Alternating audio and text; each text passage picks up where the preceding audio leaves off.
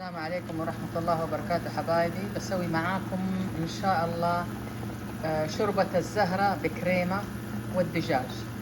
بكريمة والدجاج.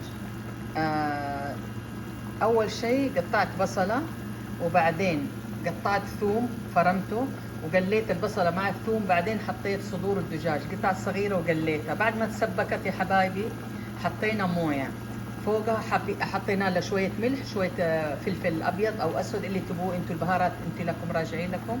بعدين سويت الزهرة قطعتها وحطيتها بالقلاية الهوائية لين ما استوت. بعدين حطينا الزهرة فوق الموية اللي حطيناها فوق الدجاج والبصل.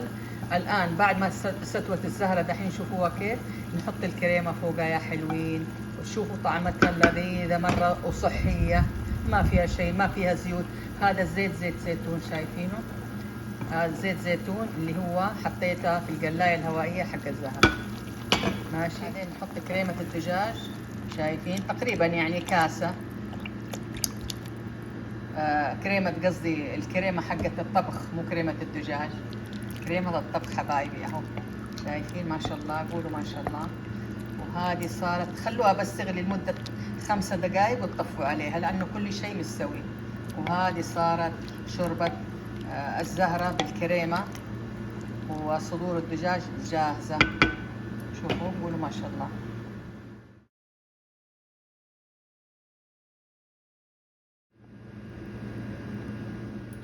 هذه الشوربة خلصنا منها، بسم الله. نحط فوقها شوية بقدونس، اختياري هذا حبايبي، وجاهزة.